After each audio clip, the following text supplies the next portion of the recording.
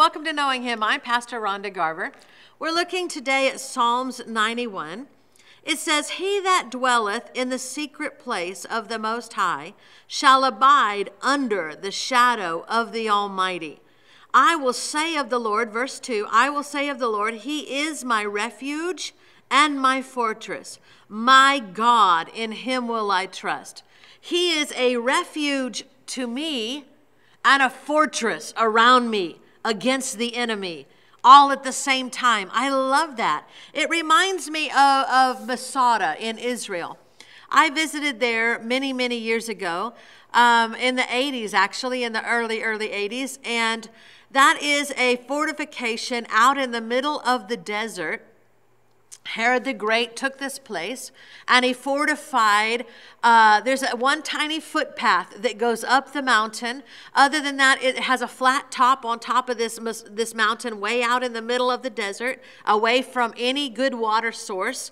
There's the Dead Sea, but you can't drink that because it's too salty. So he hollowed out the inside of the mountain and caught rainwater for years. And so in Masada, he stored food there.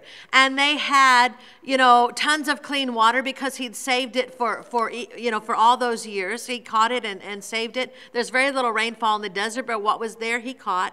And he built him a palace with a swimming pool, and they had storehouses where food was stored. And later when that region was invaded by an enemy, some Israelis went and hid up. There was 950 or 60 some of them that went out into the desert and hid in this place.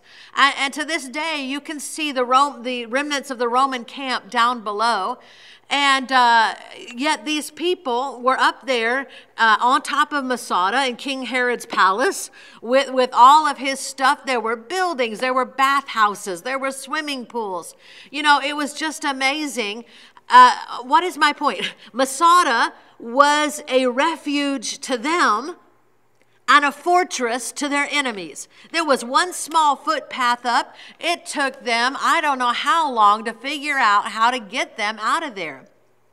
And I love it because the Romans had to haul in water from, hundreds of miles. And so they were, terribly thirsty and having to ration water.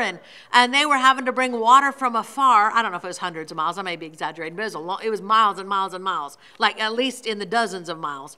And on foot, that's a long way to go for water. And so while they had spies that went up into nearby mountains and would look down on Masada, they would see them swimming. Here they are perishing of thirst out here in the desert trying to figure out how to get these guys. And they're up there doing the backstroke. They're up there in their bathhouse, with steam. And, they were just having a big old time. That's a perfect example of the same place being a refuge for you and a fortress against your enemy. Listen, while the devil's out here ranting and raving and telling you what he's going to do to you, or circumstances or life, or, things are not always easy. Sometimes things are just downright hard and stuff goes on out here. But you can go into his presence and be refreshed. It reminds me of an illustrated sermon I did one time. I literally set a table here in front of the congregation. And on it I had roast beef and a big bowl of mashed potatoes and another bowl of gravy and fresh fruit and rolls. And I had it all set up, and I had someone pretend to be the devil. And he was out here yelling at me, "I'm going to kill you. I'm going to destroy your marriage. You're nothing but a failure," yelling all this stuff. And in the middle of that, I went and sat down at the table. And I said, "Father, I'm here." He's still yapping. Yap, yap, yap, yap. I'm gonna, you're gonna. And I just said, "Father, I'm here sitting down at your table. Father, I thank you for your provision for me. You've provided healing for me. Father, I partake of what you've provided." And I began to fill my plate. He said he would make a table for us right in the very presence of our enemy. And finally, the guy got tired of me not listening to him and just wandered off. Sometimes that's how the devil does. You can't pay attention to everything he says. You can't pay attention to what it looks like. You have to go into the presence of God and partake of his provision in spite of everything that's going on. It's not easy.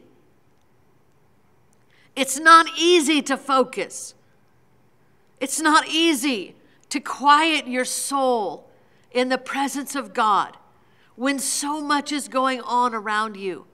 But listen, he has spread a table before you.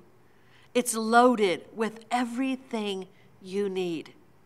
It's loaded with peace. It's loaded with provision, monetary supply. It's loaded with healing. It's loaded with everything that he has. He's given it to you. You just have to sit down and partake. Listen, I know that's hard when things are going on around you. You know, I remember when my mother was dying and I was taking care of her. It was a terrible, terrible time. But for the presence of God, I don't know how I would have made it. But if you can go into his presence and quiet your mind, quiet your soul, and partake of his presence, partake of what the word says he has for you: healing, protection, provision, peace.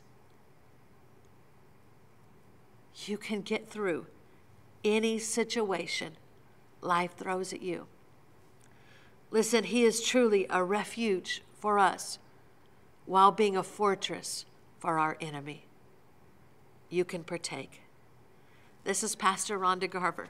I want you to know him so that you too can make him known.